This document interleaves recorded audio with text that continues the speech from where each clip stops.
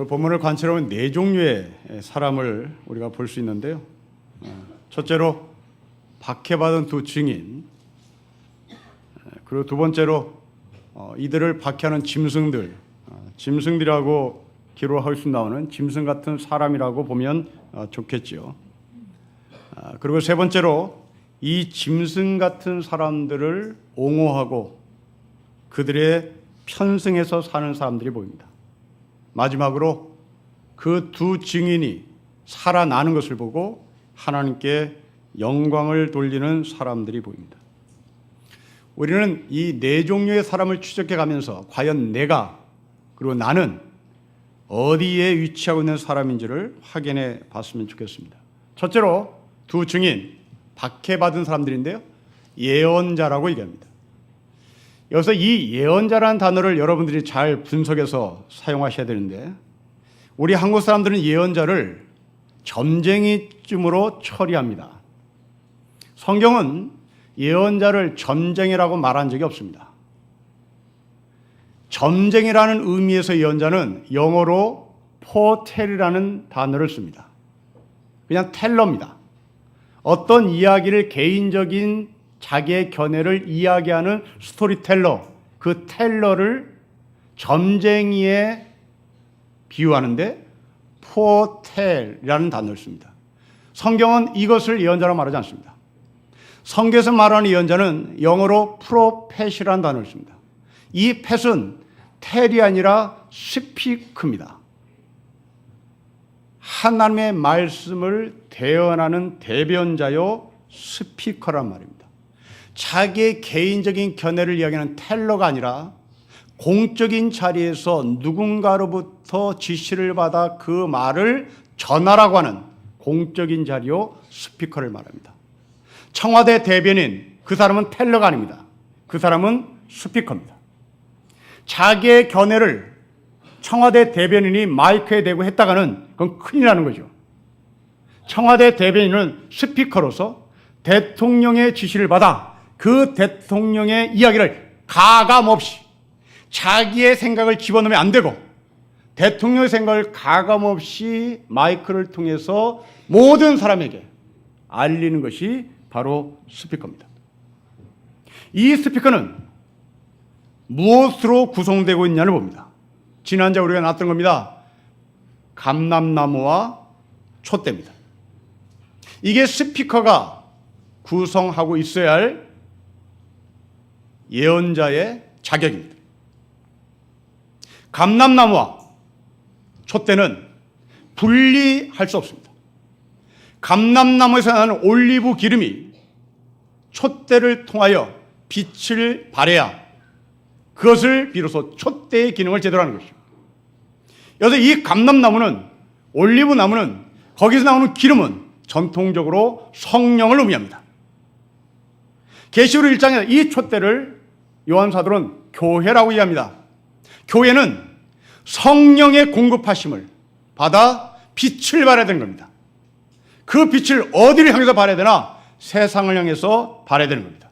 예언자입니다. 예언자는 성령의 공급하심을 받아 촛대를 통하여 빛을 발하 세상에 하나님의 말씀을 전하는 것이 교회라는 말입니다. 여러분, 이 말을 바꿔보십시다. 교회란 전통이라는 기름을 공급받아 전통을 세상에게 알리는 것이 아니란 말입니다. 교회는 어떤 특정 이념, 특정 이데올로기, 특정 사상을 공급받아 그것을 촛대를 향하여 세상에게 특정 이념을 전하는 것이 교회가 아니란 말입니다. 교회는 하나님께서 주신 그 성령의 말씀을 촛대를 통하여 빛을 발해 세상에 전달하는 책임을 부여받습니다. 자, 우리는 지금 예배를 드리고 있으면서 과연 내가 성령의 공급하심을 받아 하나님의 말씀을 소화시켜 밖으로 내뱉는 세상의 빛으로 살아가는 삶인지, 아니면 교회의 전통을 공급받아, 아니면 특정 이념과 이데올로기와 사상을 공급받아 세상의 교회는 이런 것이라고 외치는 것인지를 한번 보자는 말입니다. 그러면 특정 사상과 특정 이념을 공급받아 교회는 이런 것이다라고 세상에 알리는 사람과 하나님의 말씀을 공급받아 그 공급된 하나님의 말씀을 세상에 전하면서 교회는 이런 것이다라고 말하는 교회와 어떤 차이가 있냐라는 겁니다. 여러분들이 성경을 보며 이 성경이 도대체 하고자 하는 이야기가 무엇인지 분석하고 또 분석해서 하나님의 말씀을 얻어내는 사람과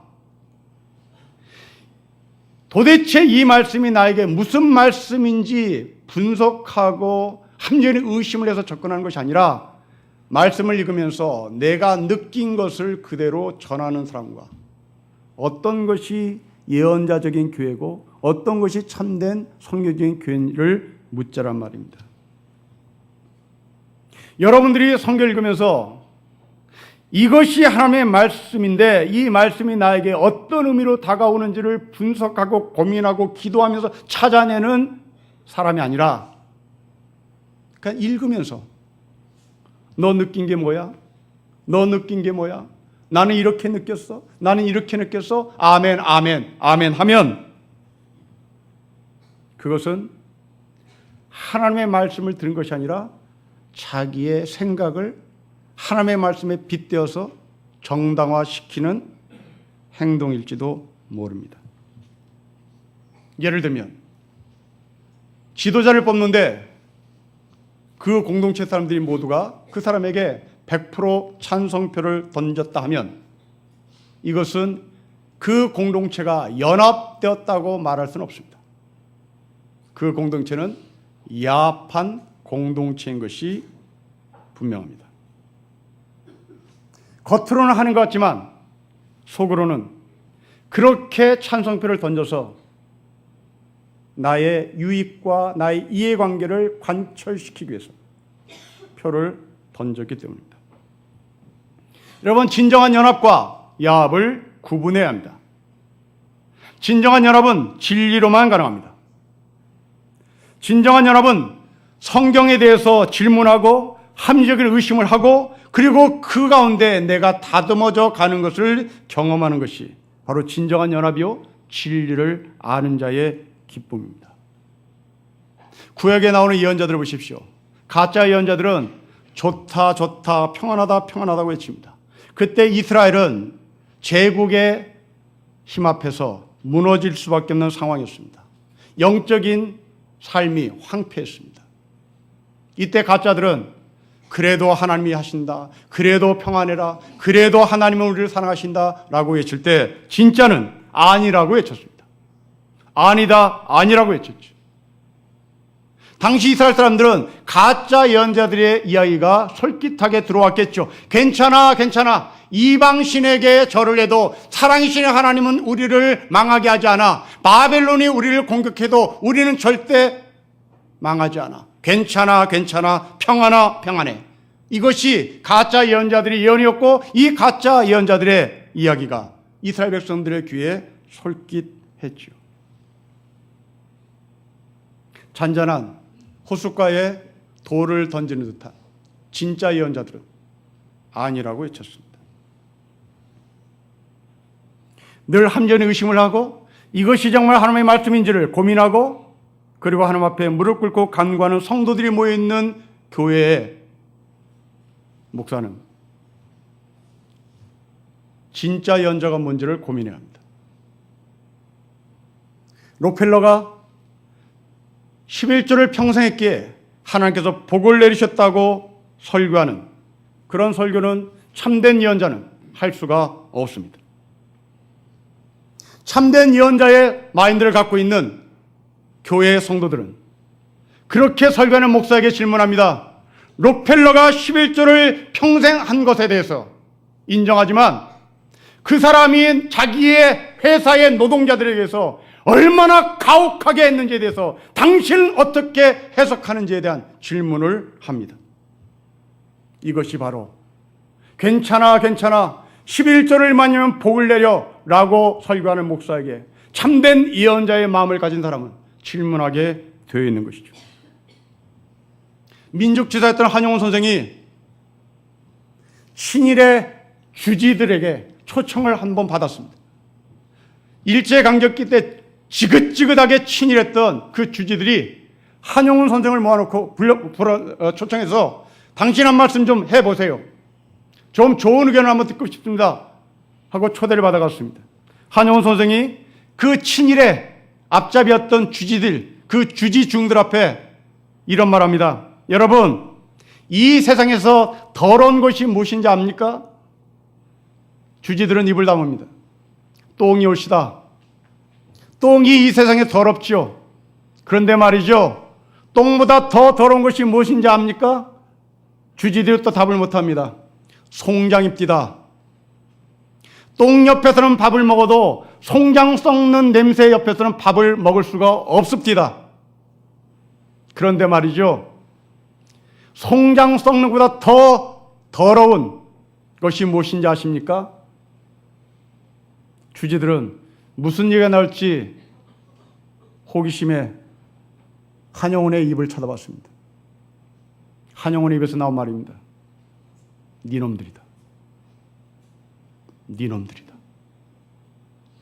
니놈들의 몸에서는 부처의 향기가 나오는 것이 아니라 동족 빨아먹는 피냄새가 진동한다. 니네들 옆에서는 밥도 먹을 수가 없겠다. 모두가 괜찮아 괜찮아. 일본이 우리에게 해준 게 얼마나 많은데 일본에게 감사해 감사해 라고 외칠 때 한용운 선생은 아니더라고 외칩니다. 지난주에 우리가 나눴던 두 예언자 엘리야와 모세, 왕 앞에서 하나님의 말씀을 가감없이 전하는 스피커였습니다. 그 엘리야와 모세의 예언을 들었던 사람들은 동의할 수가 없었던 거죠. 엘리야를 죽이라고 명령했고 모세를 죽였다고 애굽의 바로는 모세의 뒤를 추적해 왔습니다. 엘리야의 예언은, 모세의 예언은 그렇게 부드러운 예언은 아니었습니다. 왕 앞에서 거친 예언합니다. 그 거친 단어를 사용하며 예언했던 당시의 예언자들은 왕 앞에서 자기 목숨을 내어놓았단 말입니다. 이렇게 자기 목숨을 내어놓은 한 예언자를 소개합니다. 바로 그 사람은 나단이라는 예언자입니다. 당시 이스라엘을 통치하고 있었던 사람은 다윗 왕이었습니다. 다윗은 모든 이스라엘 백성들에게 존경받는 사람이었습니다. 모두가 몰빵으로 찬성했던 사람입니다. 그런 다윗이 밧세바를 범합니다. 나단이 들어갑니다. 다윗의 잘못을 정확히 지적합니다. 나단이 지적한 그 예언 앞에 다윗이 무릎을 꿇습니다. 그냥 무릎 꿇은 것이 아니라 통곡합니다. 시편 6편에는 이 다윗이 통곡하는 그림을 이렇게 그려놓습니다. 얼마나 많이 울었던지 다윗의 침상이 눈물 위에서 붕붕 떠다닌다. 얼마나 많이 울었던지 다윗이 깔고자 하는 요가 다윗의 눈물로 흥건히 적졌다라고 얘기합니다. 이렇게 하나님의 말씀을 과감히 전했던 나단은 정말 행복한 예언자요, 행복한 삶을 살았을 수 있었을 것입니다. 그런데 예언자라고 해서 모두가 다 이 나단처럼 환영을 받지는 않습니다. 오늘 본문입니다. 여러분 7절부터 9절이죠. 우리 7절부터 9절의 말씀을 같이 읽겠습니다. 시작. 그들이 그 증언을 마칠 때에 무적행으로부터 올라오는 짐승이 그들과 더불어 전쟁을 일으켜 그들을 어기고 그들을 죽일 터인즉 그들의 시체가 큰 성길에 있으니 그 성은 영적으로 하면 소돔이라도 하고 애굽이라도 하니 곧 그들의 주께서 십자가에 못 박히신 곳이라. 백성들과 족속과 방언과 나라 중에서 사람들이 그 시체를 사흘 반 동안을 보며 무덤에 장사하지 못하게 하려다. 두 증인 예언자 하나님의 말씀을 과감없이 선포했던 스피커, 바로 그들은 죽임을 당했습니다. 그 죽임을 당한 예언자들의 시체가 큰 성 안에 넣어버려져 있습니다. 이 예언자들을 죽인 짐승 같은 사람들은 이 예언자들의 죽음을 수습하지도 않습니다. 무덤에 안치하지도 않습니다. 장례를 치르지 못했단 말입니다. 장례를 치르지 않았단 말은 그 시신을 모독했다는 말입니다. 과연 이런 일이 일어날 수 있을까? 네. 인간 역사는 이런 일이 항상 반복됩니다. 우리가 알고 있는 에스겔서를 기억하십시오. 그 에스겔서에는 방치된 죽음의 뼈가 모아있는 꼴짜기가 등장합니다. 에스겔이 봤던 겁니다. 마른 뼈들이 어떤 꼴짜기에 가득가득 넘치고 있습니다. 이 꼴짜기가 어딘지 궁금합니다. 아마도 게헨나 꼴짜기였을 것 같습니다. 이 게헨나는 고대 가나안 시대에 가나안 사람들이 자신의 신으로 섬겼던 몰록 신에게 희생 제사를 드렸던 것입니다. 그 희생 제사를 누구로 삼았냐면 어린 아이를 잡아 그 어린아이를 죽여서 몰록이라는 신에게 희생 제사를 드린 후에 그 어린아이들 시체를 이 꼴짜기에 던져놓은 것입니다. 때문에 당연히 이 게헨나 꼴짜기는 어린아이들의 시체가 그 어린아이들의 뼈가 넘치고 넘쳤겠죠. 그러나 이것은 구약시대만 있지 않습니다. 20세기에 독일의 히틀러가 그랬습니다. 20세기에 캄보디아의 킬링필드가 이랬습니다. 19세기에 우리나라 동학의 지도자 전봉준을 나라는 이렇게 처리했습니다. 한국전쟁 중에 민간인을 학살하고 죽음을 수습하지 않았던 노건리 사건 같은 끔찍한 사건들은 이 남한 땅에 넘치고 넘칩니다. 제주 4.3 사건이 그렇습니다. 광주 학살을 자행한 신분군들은 이런 일들을 여전히 반복했습니다. 이렇게 죽음당한 사람들은 불순부자가 아니었습니다. 이들은 빨갱이가 아니었습니다. 이들은 평범한 시민이요, 중고등학교 학생들이요, 그리고 꿈을 키우는 대학생들이었습니다. 이들이 죄가 있다면 말로만 나라를 사랑하는 사람이 아니라 몸으로 나라를 사랑하는 사람이었습니다. 그러나 짐승 같은 인간들은 이들을 죽이고 시체를 수습하지도 않고 내팽개쳐 놨습니다. 물론 우리는 이 두 번째 사람 아닐 겁니다. 우리 히틀러처럼 신군부처럼 수많은 사람들을 학살하지는 않았습니다. 하지만 그렇다고 우리는 마음을 놓아서는 안 됩니다. 비록 우리는 7절부터 9절 같은 사람은 아니지만 10절 같은 사람은 가능하기 때문입니다. 여러분 10절을 읽겠습니다. 시작. 두 선지자가 땅에 사는 자들을 괴롭게 한 거로 땅에 사는 자들이 그들의 죽음을 즐거워하고 기뻐하여 서로 예물을 보냅니다. 히틀러 같은 사람을 옹호합니다. 짐승 같은 사람을 두둔합니다. 장례를 치르지도 못하고 고통스러워하는 세월호 유가족들 옆에서 피자를 먹습니다. 치킨을 먹습니다. 맥주를 마셔야 되는 사람들입니다. 광주 학살을 근거로 쿠데타에 성공한 신군부들은 샴페인을 터뜨리며 끼득끼득 웃습니다. 그리고 이 모습을 보면서 박수갈채를 보며 우리의 위대한 영도자라고 외쳤던 이 땅에 언론사들이 있습니다. 그 언론사들은 이 사람이 얼마나 의리가 있고 이 사람들이 얼마나 반듯하고 이 사람들이 이 나라에 어떤 지도자 될 것인지 그들의 얼굴이 빨개질 정도로 칭찬하고 또 칭찬합니다.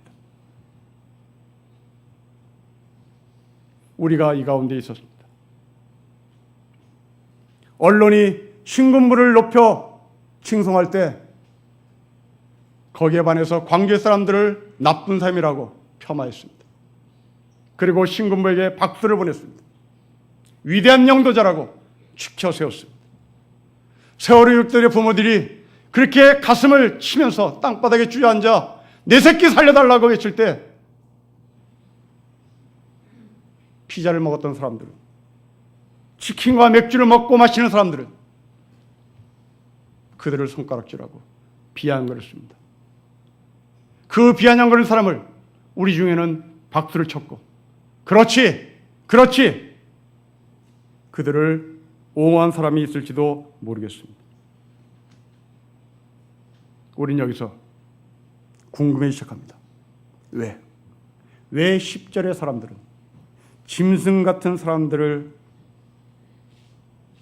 좋게 평가할까? 왜 짐승 같은 사람들에게 동조할까 하는 겁니다. 굉장히 궁금합니다. 여러분 10절에 그 이유가 숨겨져 있습니다. 여러분 10절을 다시 보십시오. 이 두 선지자가 땅에 사는 자들을 괴롭게 한 고로 땅에 사는 자들이 그 예언자들의 죽음을 즐거워합니다. 땅에 사는 사람들입니다. 땅에 사는 사람들이 누굴까요? 창세기 4장 18절에 땅에 사는 사람이 나옵니다. 바로 그 사람은 가인입니다. 여호와를 떠난 가인은 에덴 동쪽 놋 땅에 살고 있었습니다. 땅에 사는 사람은 하나님의 곁을 떠난 사람이란 말입니다. 그 근거를 보십시오. 여러분 11장 1절 말씀을 다시 넘어가겠습니다. 11장 1절은 하나님의 성전이 나옵니다. 그런데 8절에는 큰 성이 나옵니다. 하나님의 거룩한 성, 그 성과 큰 성을 비교합니다. 가인은 하나님의 거룩한 성전을 포기하고 캐스를 택한 것이죠. 결국 가인의 후손들은 어느 누구도 하나님을 믿지 않습니다. 하나님이 없는 이 땅의 사람들, 가인의 후손들, 그들은 성을 쌓고 그 성이 주는 안전, 성이 주는 보호, 성이 주는 권력, 출세, 돈들을 걸머쥐고 삽니다. 이 성은 소유의 개념으로 끝나는 것이 아니라 이 성은 사유화로 넘어가는, 소유에서 사유화로 넘어가는 힘을 갖고 있는 것이 성입니다. 여러분, 우리는 거룩한 성전과 큰 캐슬 중에 무엇을 택할 것인가 라고 하는 질문을 받으면 우리는 당연히 큰 캐슬을 선택할 것입니다. 믿음과 출세 중에 무엇을 택할 것인가? 당연히 출세와 성공을 택합니다. 이건 당연한 겁니다. 여러분들이 출세하는 것이 죄된 것인가? 결코 그렇지 않습니다. 여러분들이 성공하는 것이 신앙에서 할 수 없는 것인가? 아닙니다. 출세를 해야 되고 성공해야 되고 돈을 많이 벌면 벌수록 여러분은 벌어야 합니다. 큰 캐스를 손에 쥐고 싶으면 줘야 되는 것입니다. 대통령도 되시고 국회의원도 되시고 기업의 회장도 되시고 삼성 회장도 될 수 있으면 되셔야 합니다. 여러분들의 권리입니다. 여러분들이 할 수 있는 힘을 다하여 권력을 손에 주시고 돈을 많이 버시고 출세하시고 성공하십시오. 그런데 조건이 있습니다. 여러분들이 소유한 것을 사유화시키지 마십시오. 소유와 사유화를 구분하십시오. 여러분이 대통령이 되고 싶습니까? 대통령 되십시오. 그래서 권력을 소유하십시오. 그러나 그 권력을 사유화하면 우리는 그것을 국정농단이라고 말하는 겁니다. 여러분들이 돈을 많이 소유하십시오. 그러나 그 돈을 사유화시키면 한진그룹의 식구들이 되는 겁니다. 여러분들의 몸을 하나님께서 우리에게 주셨습니다. 나는 이 몸을 소유하고 있습니다. 그런데 이 몸을 사유화시키면 우리는 절대로 이웃을 위해서 내 몸을 몸 하나 까딱하지 않습니다. 오늘 헌혈합니다. 하나님이 여러분에게 거룩한 피를, 생명의 피를 주셨습니다. 이 생명의 피는 여러분의 것입니다. 그러나 이 피가 소유해서 사유화로 넘어갈 때 우리는 죽었다 깨나도 내 피를 남에게 줄 마음을 갖지 않습니다. 하나님은 우리에게 지구를 선물해 주셨습니다. 땅을 선물해 주셨습니다. 그래서 우리는 이 땅을 소유했습니다. 그런데 이 땅을 소유한 우리가 이 땅을 사유화시켰기에 환경 파괴를 하고 이 지구를 망가뜨리고 오염을 시키는 겁니다. 신앙생활도 마찬가지입니다. 하나님은 우리를 하나님의 자녀 삼으셨고, 그리고 우리는 하나님의 아버지로, 그래서 하나님을 소유한 사람들입니다. 그런데 우리가 하나님을 사유화하면 유태인이 되는 겁니다. 유대인들은 하나님을 사유화시켜 유대인 이외의 다른 인간들을 인간으로 평가를 하지 않았던 거죠. 그들을 개라고 얘기했습니다. 박사학위를 소유하고 있습니까? 그 박사학위를 사유화했을 때 공부 못하는 것들은 항상 저러지. 그리고 공부 못하는 인간들을 폄하하죠. 이런 땅의 사람은 하늘의 교회를 하나님께서 주셨음에도 불구하고 그 하늘의 교회를 땅의 자식에게 부끄럼 없이 세수시킵니다. 교회를 사유화했기 때문입니다. 하나님과 이웃을 사랑하라고 성도들이 정성스럽게 연보한 돈을 목사가 사유화했을 때 그 거룩한 돈을 쌈짓돈처럼 자기의 욕망을 위해서 씁니다. 소유와 사유화의 구분입니다. 여러분, 여러분의 자식들을 소유하시되 사유화시키지 마십시오. 내 생각을, 내 바람을, 내 꿈을 자식들에게 강요시키지 마십시오. 그렇다면 여러분들은 땅의 사람입니다. 중독이라는 시를 쓴 강교화의 시입니다. 부모님들이 꼭 읽어야 할 시입니다. 시의 내용은 이렇습니다. 틈만 나면 게임한다고 중독이라 말하지만 나는 학교 갔다 와서 할 뿐, 나는 학원 갔다 와서 할 뿐, 난 밥 먹고 할 뿐, 난 똥 싸고 할 뿐, 학교도 안 가고 학원도 안 가고 밥도 안 먹고 똥도 안 싸고 틈도 없이 하는 게 중독이지. 틈도 없이 잔소리하는 엄마가 중독이지. 밥 먹고 혼내세요? 똥 싸고 혼내세요? 똥 싸면서 혼내잖아요. 밥 먹으면서 혼내잖아요. 우리 애기들은 밥 먹을 때는 안 해요. 우리 애기는 똥 쌀 때는 안 해요. 똥 싸고 해요. 누가 중독이에요? 애들이 더 나아요. 여러분들이 그렇게 틈도 없이 아이들에게 강요하는 이유가 무엇입니까? 자식을 사유화했기 때문이죠. 로봇을 만들고 싶은 게죠. 내가 맺힌 학벌의 한을 자식한테 투영시키고 싶은 게죠.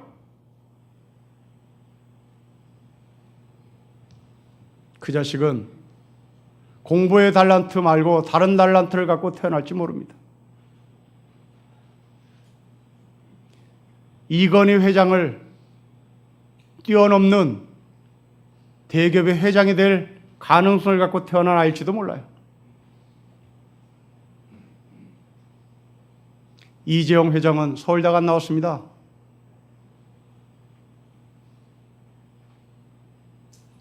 여러분들의 생각을 주입시키지 마십시오.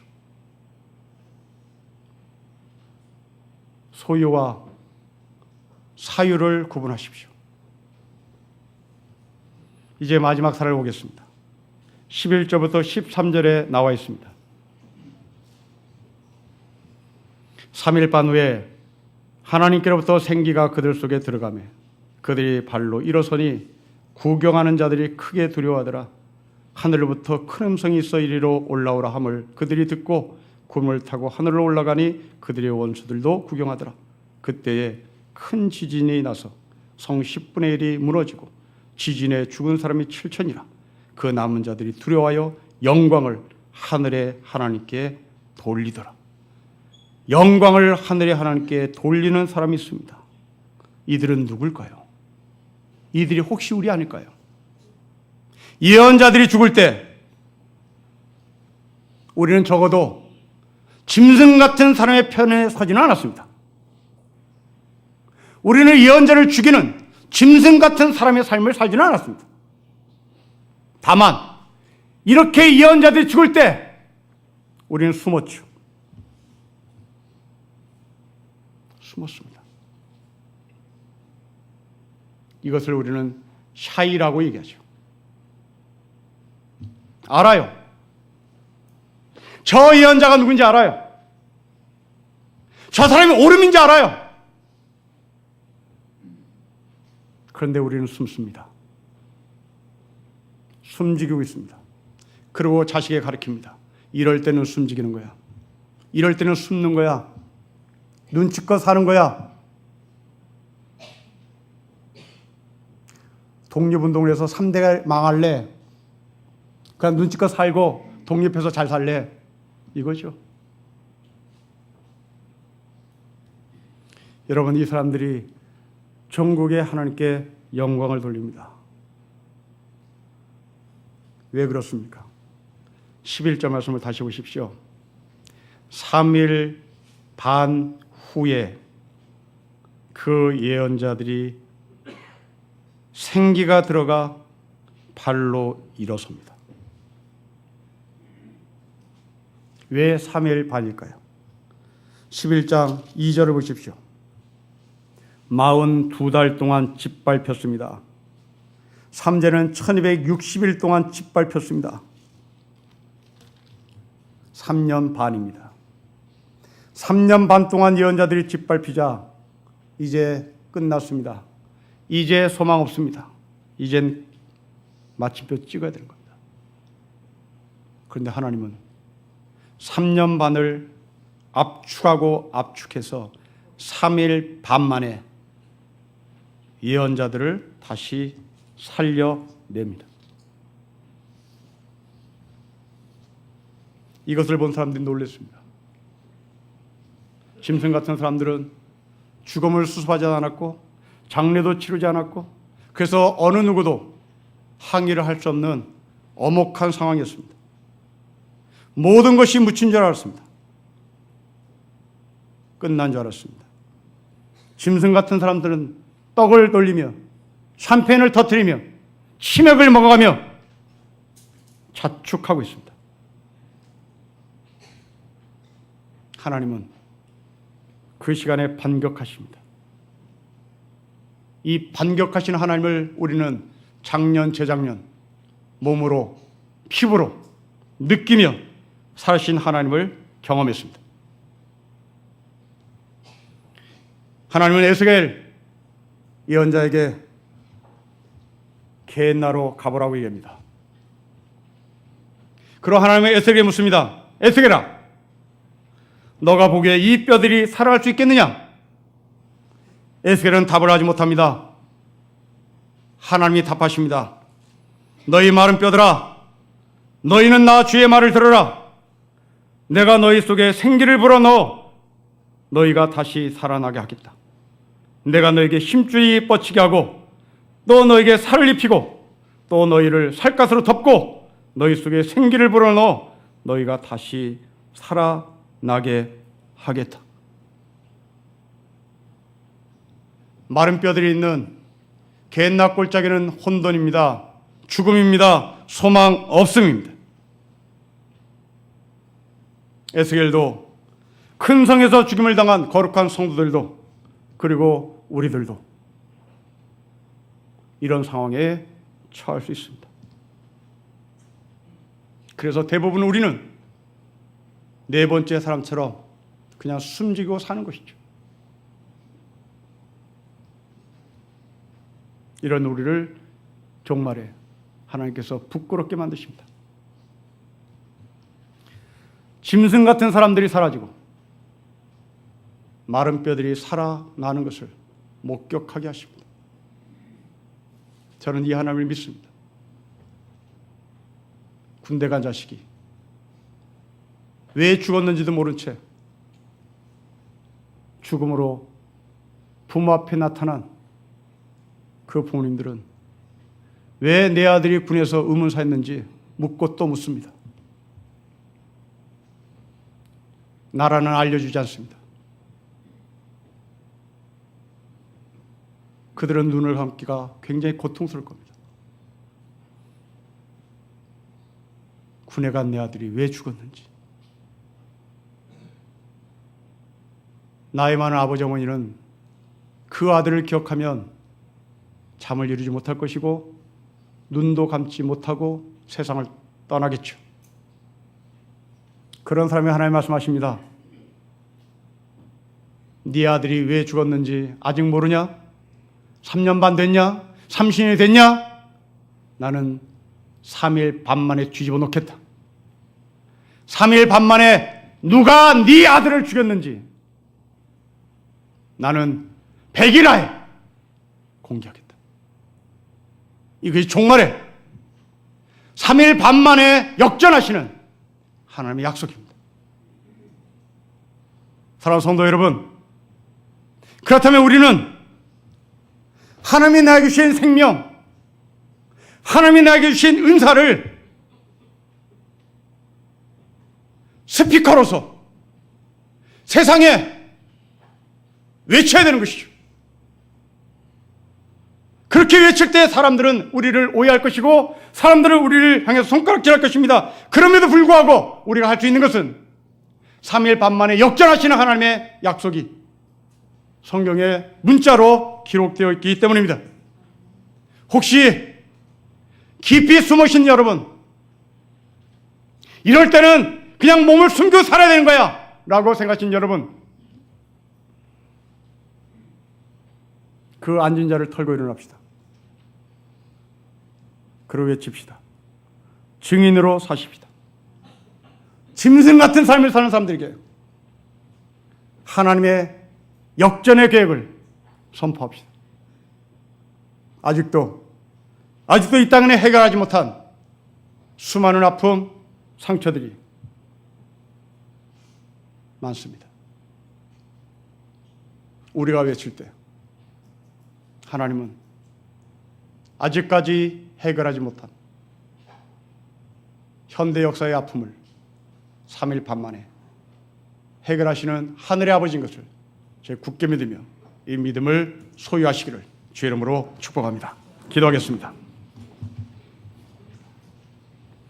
하나님 아버지, 짐승 같은 사람들의 삶이 영원하지 않다는 것을 저희가 굳게 믿으며 하나님의 참된 예언자로 성령의 공급함을 받아 세상의 빛으로 사는데 부족함이 없도록 용기와 힘과 능력과 영원성을 견지하며 살게 하옵소서.